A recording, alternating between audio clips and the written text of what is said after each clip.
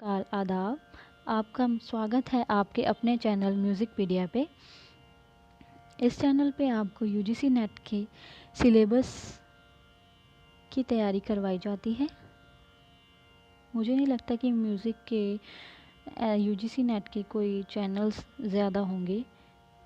इसीलिए अगर आपको यूजीसी नेट जो है क्लियर करना है तो आप मेरे चैनल को सब्सक्राइब करें, मेरी वीडियो को लाइक करें, शेयर करें और कमेंट करें। आपको यहाँ पे मैं यूजीसी नेट का सारा सिलेबस कवर करवाऊँगी और साथ ही साथ अगर आप ग्रेजुएशन मास्टर्स कर रहे हैं तो उसमें भी आपके लिए ये मेरी वीडियोस जो हैं बहुत लाभदायक सिद्ध होगी। जब मैंने नेट की तैयारी की थी तो मुझे ऐसा कोई चैनल नहीं मिला था जो ऐसे तैयारी करवाता हो, तो मैं नहीं चाहती जो प्रॉब्लम्स मैंने फेस की थी, क्योंकि जब हम पहली बार तैयारी करने लगते हैं हमें यही नहीं पता होता कि कहाँ से शुरू करें, क्या पढ़ें क्या ना पढ़ें, बहुत सारा सिलेबस हो जाता है। तो मैं नहीं चाहती कि मेरी तरह आप हो, मैं चाहती हूँ कि अगर मेरी वीडियो देखने के बाद किसी की हेल्प होती है तो मुझे बहुत खुशी मिलेगी। इसीलिए आप मेरी वीडियोस देखें, उससे सीखें और अपनी नेट की तैयारी करें। और अगर आपको संगीत के बारे में ज्ञान चाहिए तो वो भी आप मेरी वीडियोस को देखने के उपरांत ले सकते हैं।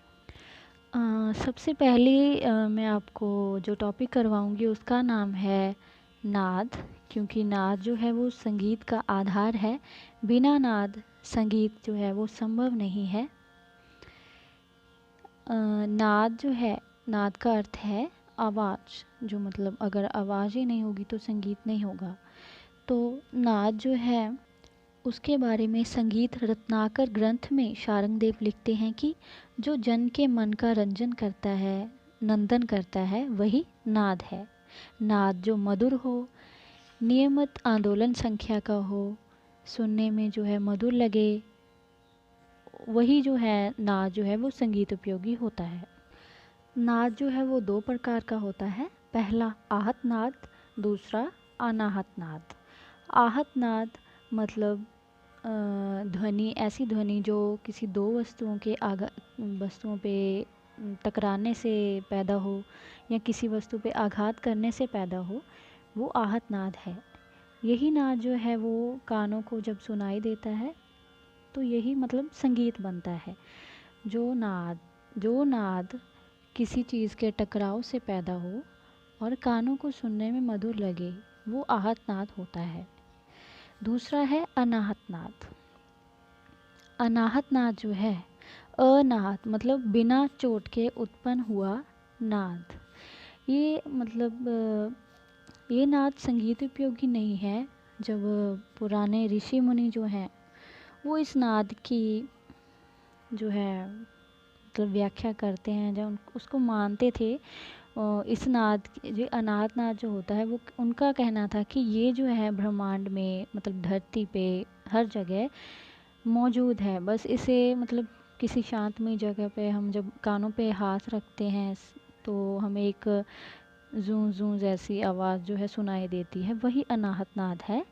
ऋषि मुनि जो थे अनाहत नाद का प्रयोग करते थे भक्ति करने के लिए, मोक्ष प्राप्ति के लिए वो इस नाद का प्रयोग करते थे। अनाहत नाद जो है वो पूरी तरह से संगीत से अलग है, ये संगीत उपयोगी नहीं है।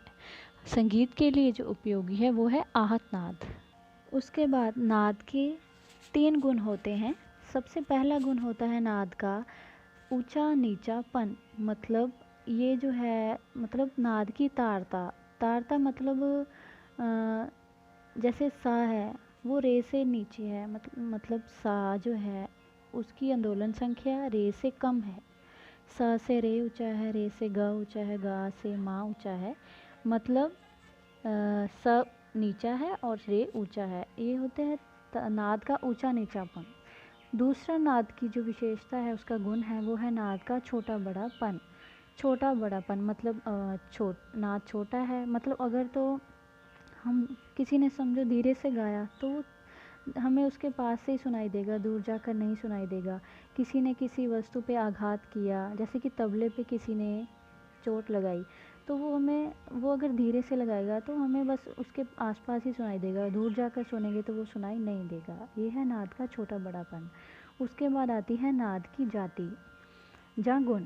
नाद की जाति मतलब नाद जो है किस चीज़ से उत्पन्न हुआ है, मतलब वो जो आवाज़ हमें सुनाई दे रही है वो किसी व्यक्ति की है या किसी साज की है, जैसे हारमोनियम, तबला, बांसुरी किसकी है, या फिर किसी पशु की है, मतलब किसकी आवाज़ है। ये है नाद की जाति। तो ये था हमारा नाद का टॉपिक जो हमने कर लिया है। आप ध्यान से इसे सुने, समझें, सीखें। अगर कुछ नहीं पता चलता तो कमेंट करके मुझसे पूछें, और मैं कंटिन्यूसली वीडियोस अपलोड करती रहूँगी। आप प्लीज़ मेरे साथ बने रहें। और अगर आपको कोई टॉपिक चाहिए कि आपने सीखना है, पहले सीखना है, तो वो आप मुझे कमेंट करके बता सकते हैं। Thank you. Please like, share and comment and subscribe. Thank you so much.